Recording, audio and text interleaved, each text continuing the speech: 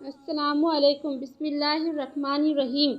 قبر میں سوال اور جواب، ہمارے نبی نے کیا بتایا؟ حضرت برا بن عازب رضی اللہ تعالیٰ عنہ سے روایت ہے کہ ہم لوگ نبی کریم صلی اللہ علیہ وسلم کے ساتھ ایک انصاری صحابی کے جنازے میں قبرستان گئے۔ جب ہم قبر کے پاس پہنچے، جو کہ ابھی کھودی نہیں گئی تھی، نبی کریم صلی اللہ علیہ وسلم وہاں قبر کی تیاری کے انتظار میں بیٹھے ہوئے تھے، اور آپ کے ارد گرد ہم بھی اسی طرح متوجہ ہو کر بیٹھ گئے، گویا کہ ہمارے سروں پر پرندے بیٹھے ہوں۔ آپ کے ہاتھ میں لکڑی تھی جس سے زمین کو کرید رہے تھے، جو کسی گہری سوچ کے وقت ہوتا ہے۔ آپ صلی اللہ علیہ وسلم نے اپنا سر مبارک اٹھایا اور 2 یا 3 مرتبہ فرمایا، عذاب قبر سے اللہ تعالیٰ کی پناہ مانگو۔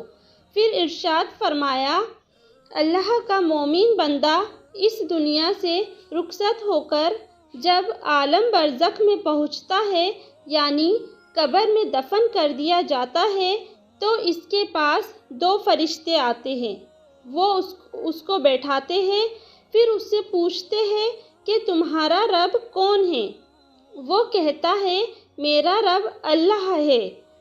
پھر پوچھتے ہیں، تمہارا دین کیا ہے؟ وہ کہتا ہے، میرا دین اسلام ہے۔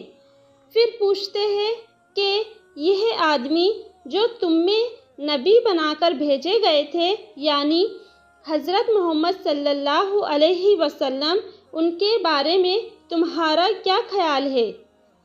وہ کہتا ہے، وہ اللہ تعالیٰ کے رسول ہے۔ فرشتے کہتے ہیں کہ تمہیں یہ بات کس نے بتائی؟ یعنی تمہیں ان کے رسول ہونے کا علم کس ذریعے سے ہوا؟ وہ کہتا ہے کہ میں نے اللہ تعالیٰ کی کتاب پڑھی، اس پر ایمان لایا اور اس کو سچ مانا۔ اس کے بعد رسول اللہ صلی اللہ علیہ وسلم نے ارشاد فرمایا، مومن بندہ فرشتوں کے سوال کے جواب جب اس طرح ٹھیک ٹھیک دے دیتا ہے تو ایک منادی آسمان سے آواز دیتا ہے، یعنی اللہ تعالیٰ کی طرف سے اعلان کرایا جاتا ہے کہ میرے بندے نے سچ کہا، لہٰذا اس کے لیے جنت کا بستر بچھا دو، اسے جنت کا لباس پہنا دو، اور اس کے لیے جنت میں ایک دروازہ کھول دو۔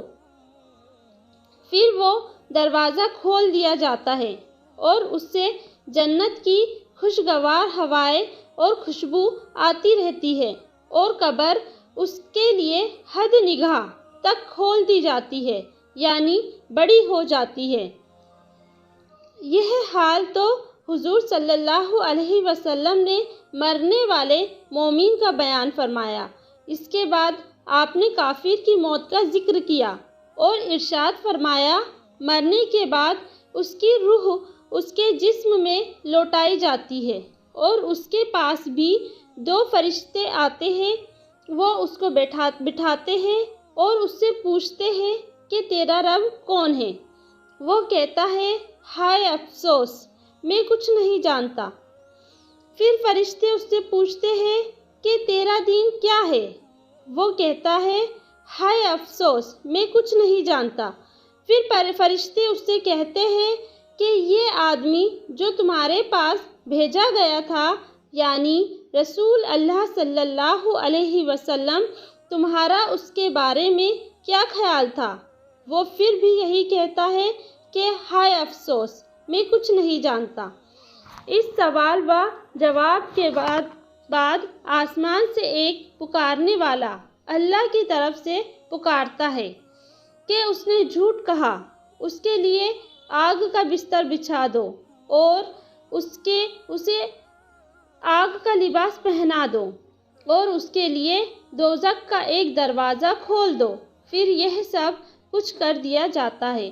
رسول اللہ صلی اللہ علیہ وسلم فرماتے ہیں، دوزخ کے اس دروازے سے دوزخ کی گرمی اور جلانے و جھلسانے والی ہوائیں اس کے پاس آتی رہتی ہے، اور قبر اس پر اتنی تنگ کر دی جاتی ہے کہ جس کی وجہ سے اس کی پسلیاں ایک دوسرے میں گھس جاتی ہے۔ کافر کے بارے میں یوں کہنا کہ اس نے جھوٹ کہا، اس کا مطلب یہ ہے کہ کافر کا فرشتوں کے سوال کے جواب میں اپنے انجان ہونے کو ظاہر کرنا جھوٹ ہے، کیونکہ حقیقت میں وہ اللہ تعالیٰ کی توحید، اس کے رسول اور دین اسلام کا انکار کرتا تھا۔ ایسے ہی واقعات سننے کے لیے چینل کو سبسکرائب کریں، لائک کریں، شیئر کریں۔